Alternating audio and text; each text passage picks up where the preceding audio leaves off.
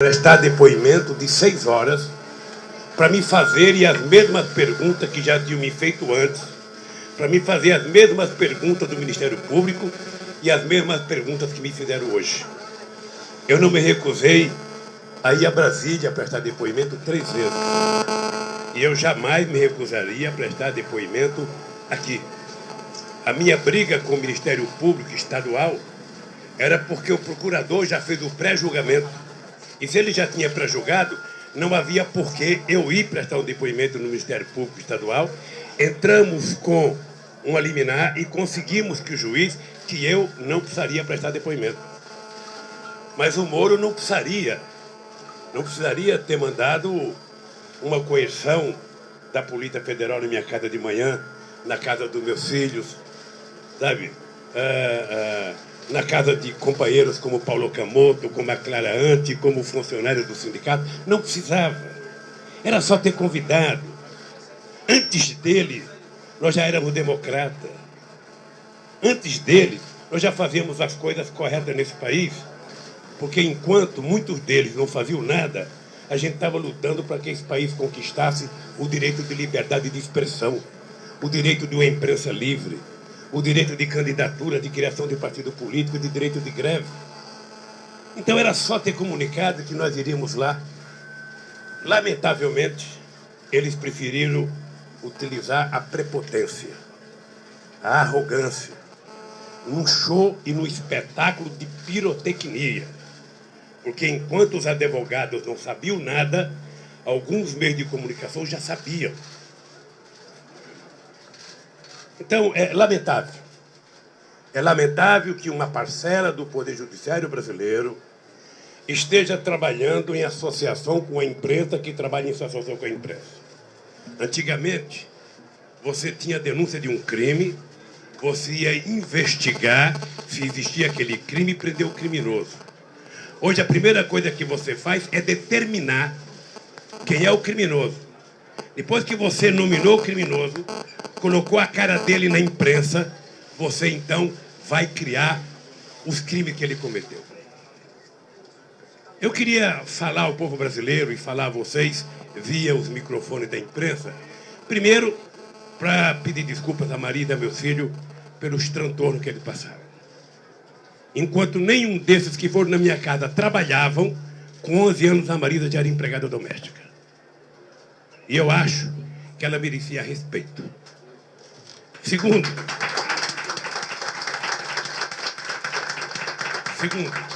não há nenhuma explicação por que foram atrás dos meus filhos. Nenhuma explicação, a não ser o fato de eles serem meus filhos. Nenhuma. Terceiro, eu quero dizer à Clara Ante, coitada, que foram na casa dela de manhã, sabe, que foram o Paulo Camoto, que foram no sindicato, sabe? Quero só pedir desculpa porque hoje nesse país, ser amigo do Lula parece que virou uma coisa perigosa. É preciso criminalizar o PT, é preciso criminalizar o Lula, porque esses caras podem querer continuar no governo. Eu só consigo entender uma explicação para tudo isso. Eu só consigo entender uma explicação. Ou seja, porque não há outra coisa para incomodá-los, a não ser a gente ter trabalhado durante todos esses anos para fazer com que as pessoas do andar de baixo subissem um degrau na perspectiva de chegar no andar de cima. O velho Frias, dono da Folha de São Paulo, quando era vivo, dizia assim para mim: ô Lula, você precisa parar de querer subir degrau. Os do andar de cima não vão deixar vocês chegarem no andar de cima. Não vão. A elite brasileira é muito conservadora. Ela tem complexo de vira-lata. Elas não vão permitir que vocês cresçam. E nós crescemos. Chegamos à presidência. E nós provamos que os pobres que eram a razão da desculpa deles por não fazerem nada neste país Sempre que a gente perguntava, não dá para fazer, porque tem muito pobre, tem muita pobreza. Nós provamos que os pobres não eram os problemas e que os pobres viraram a solução desse país.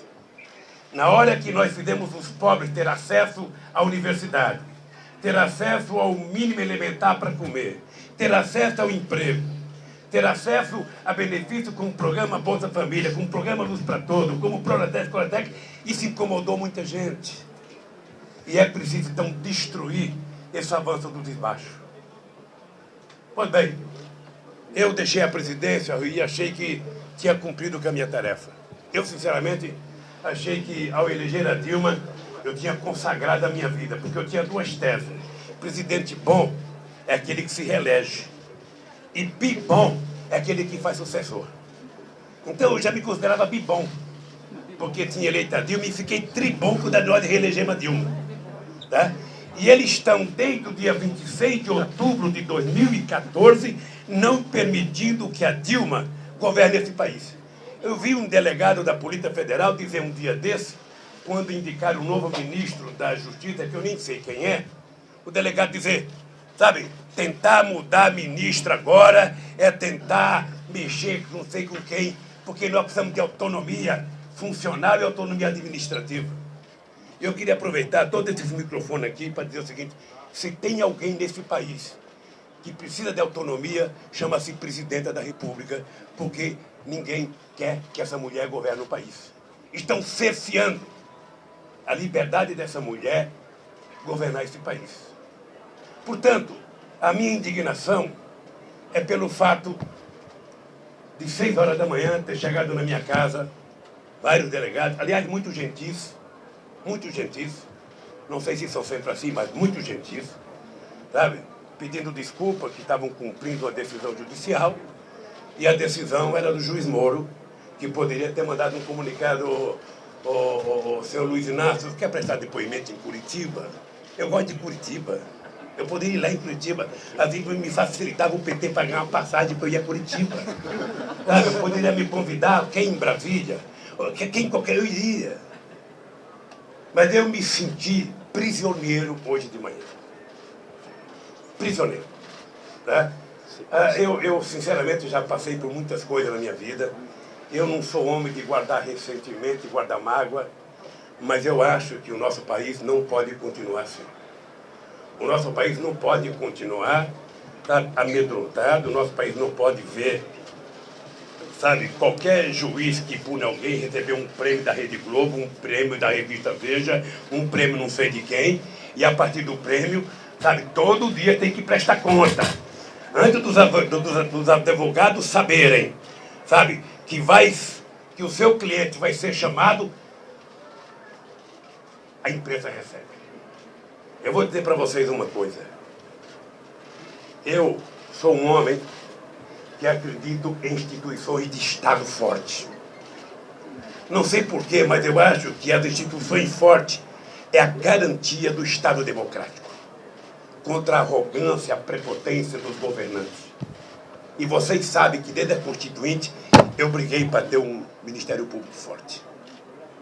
Vocês sabem que eu cheguei na presidência, a primeira coisa que eu fiz foi instituir uma coisa que eu trazia do movimento sindical. Eu vou indicar sempre o primeiro da lista indicado pela corporação, talvez pela minha formação corporativa de sindicato. Tem que ser o primeiro reitor, tem que ser o primeiro procurador, tem que ser... Era tudo o primeiro. Tá? Eu adotei isso no Brasil. E não me arrependo. Mas é importante que os procuradores saibam que uma instituição forte, uma instituição muito forte, tem que ter pessoas muito responsáveis. E o cidadão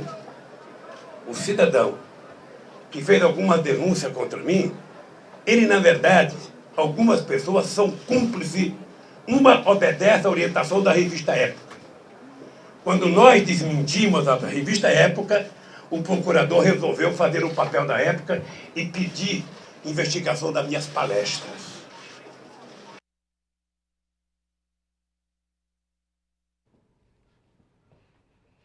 Nós tivemos um probleminha agora com a transmissão. Eu deixei a presidência Já voltou. A gente continua acompanhando agora a coletiva do ex-presidente Lula. O melhor governante do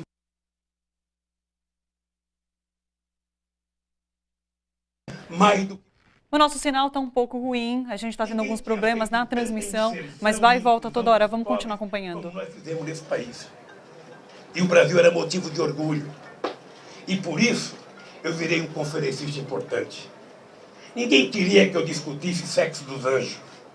Ninguém queria que eu discutisse, o cosmos. Ninguém queria nada. O que as pessoas queriam? As pessoas queriam que o Lula falasse das coisas que foi feitas no Brasil. Que milagre vocês fizeram para aprovar as cotas, colocando o negro na universidade? Que milagre vocês fizeram para criar o ProUni? Que milagre vocês fizeram para aprovar o ProEG, o FIES? Que milagre vocês fizeram para levar energia a 15 milhões de pobres nesse país? Ou seja, que milagre vocês fizeram para fazer com que o salário mínimo aumentasse durante todos esses anos? Ou seja, qual foi o milagre que vocês fizeram? Era isso que as pessoas queriam saber. E por isso eu me transformei no conferencista mais caro do mundo junto com o Bill Clinton. Aliás, ele foi meu paradigma. Ele foi. É importante dizer que eu falo com orgulho.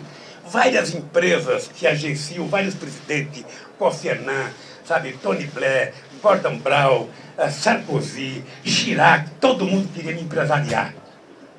E a Clarante falou, não, aqui no Instituto que vai empresariar somos nós no Instituto. Você é um produto nacional. Não tem multinacional aqui, é nós que vamos empresariar vocês. E quanto vai cobrar? Quem é que cobra mais? É o Clinton, então vai ser igual o Clinton. Paga quem quiser, contrata quem quiser. E tem mais. Para contratar tem que pagar transporte, tem que pagar assessoria. Tem que pagar, porque não somos pouca coisa. Eu não tenho complexo de vira-lata. Eu sei o que eu fiz nesse país. Eu sei o orgulho e a autoestima desse povo. É engraçado que as pessoas que estranham que eu cobro 200 mil dólares não se preocuparam do Clinton vir aqui na CNI o mês passado e cobrar 1 milhão só da CNI. Os vira-lata bate palma. Nossa, como ele fala bonito. Nem entendo o que ele fala, mas como ele fala bonito. Falou tão bonito que eu não entendi. Não, companheiro, eu lamento. Vocês não imaginam a pergunta sobre as palestras. Vocês imaginam as perguntas sobre medida provisória? Um delegado de polícia que quer saber o que aconteceu com a medida provisória não tem que perguntar para o presidente. Ele tem que ir no Congresso Nacional e perguntar para todos os deputados e senadores que votaram favorável.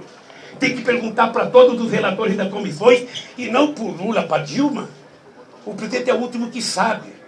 Porque a medida provisória vem passando por ministério até chegar para o presidente assinar, vai para o Congresso e vota para o presidente vetar ou sancionar. Você foi chefe da Casa Civil. Não, e você tem que responder essas coisas. Você tem que responder pelo acervo. Eles agora querem saber do acervo do Lula. Poderia ter querido saber do acervo antes de me comprometer com essas tranqueiras todas. Você sabe o que é alguém sair da presidência com 11 containers de acervo sem ter onde pôr?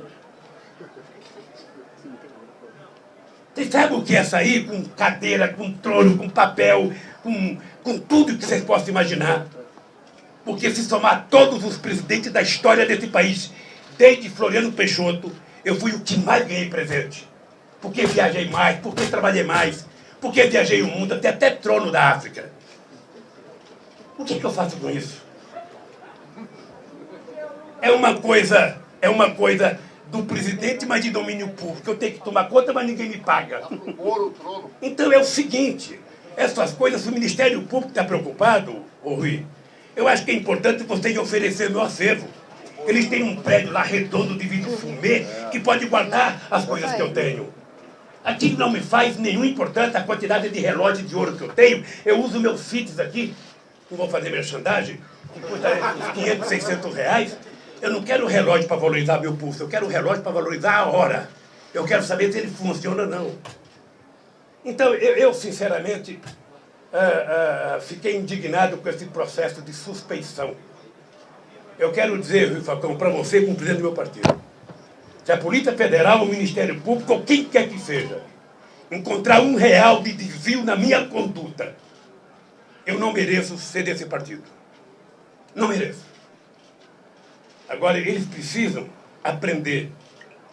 Que eu aprendi a andar de cabeça erguida nesse país, não por favor. Eu aprendi levantando 3 horas da manhã para fazer a assembleia em porta de fábrica. Eu aprendi fazendo comício em ponto de ônibus. Eu aprendi vendo o companheiro tomar borrachada todo santo dia. E quero dizer que eu não vou baixar a cabeça. O que eles fizeram com esse ato de hoje foi fazer porque a partir da semana que vem, eu quero dizer aqui a CUT, ao PT, ao Sem Terra, ao PCdoB, que a partir da semana que vem, me convidem, que eu estarei disposto a andar esse país fazendo a minha pregação. Porque não é possível ver o país sendo vítima do espetáculo midiático, sabe? Em que coloca como corrupção um barco de R$4.000 da dona Marisa. Eu, se pudesse, eu dava um iate para ela, não um barco de R$4.000. Se preocupando com um pedalinho de R$2.000 que ela comprou para os netos. Se preocupando porque eu estou utilizando a chácara de um amigo. Eu uso a de um amigo porque os inimigos não me oferecem. Bem que a Globo poderia me oferecer o triplex de Paraty, que eu estaria lá.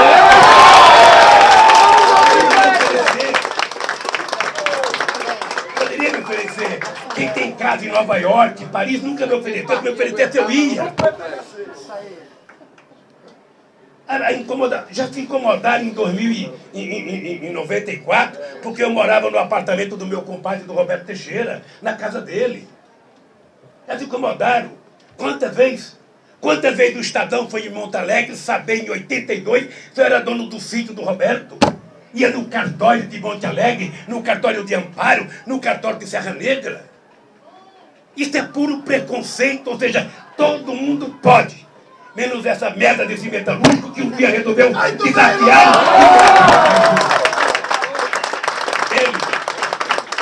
Eles partem do pressuposto que pobre nasceu para comer coxo. E eu aprendi que não. Eu quero comer comida boa. Vocês não imaginam hoje a preocupação com o vinho. Vinho que eu nunca comprei uma garrafa porque ganhei. E vinho que eu não sei diferenciar um miolo gaúcho com o Romanée Conti. Não sei diferenciar porque não faz parte do meu gosto. Meu gosto são outros.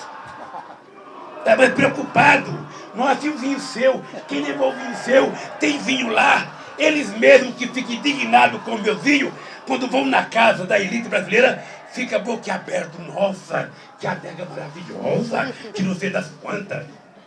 Eu gosto tanto de vinho, então estou habituado a vinho, que um dia um companheiro meu chamado Marco Aurélio Garcia me deu uma coisa chamada... Como que é aquele que bota vinho? Decante. A decante. Eu achava maravilhoso falar decante. Aquela coisa decante. Então o Marco Aurélio, tanto eu falar em decante, me deu um decante. Eu cheguei no palácio de noite, a dona Idalinha tinha colocado flores. Ela achou que eu não porta-flores, de tanto que eu gosto do decante. Eu não sei como é que eles não perguntaram do meu decante hoje. Então, queridas companheiras e queridos companheiros, eu não estou indignado com um jornalista, não. Eu estou indignado com o comportamento de determinados meios de comunicação. Eu estou indignado com o julgamento precipitado. Hoje quem condena as pessoas são a manchete. Hoje amedronta o Poder Judiciário. Hoje amedronta o Ministério Público.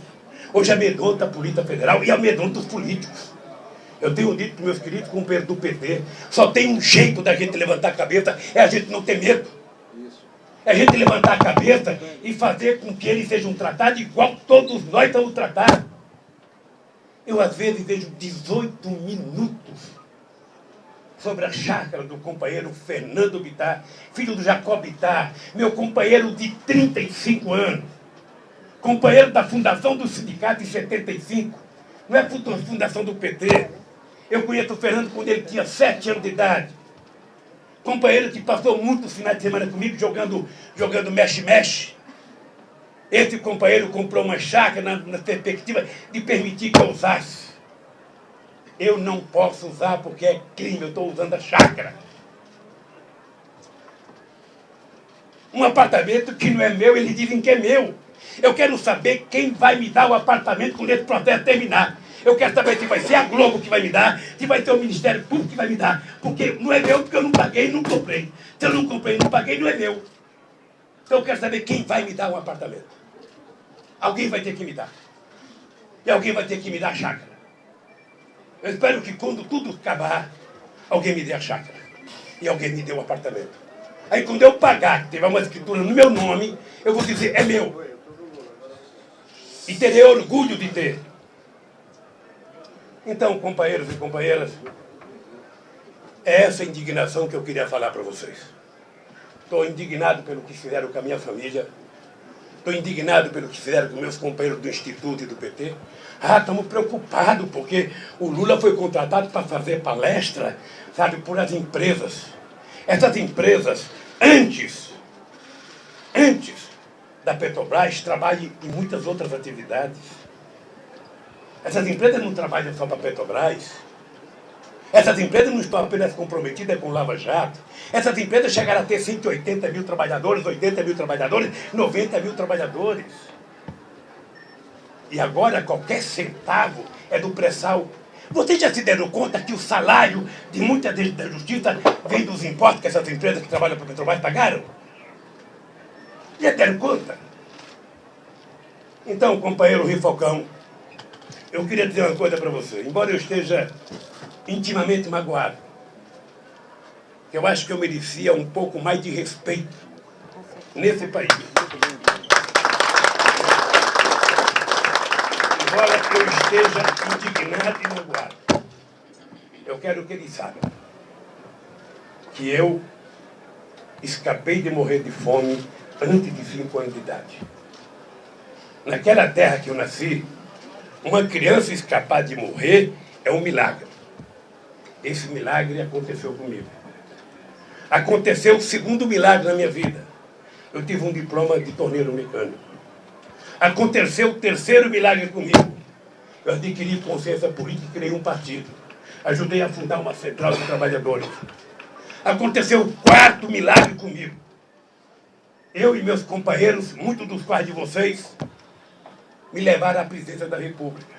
Aconteceu o quinto milagre comigo. Eu fui melhor do que todos eles que governaram o país.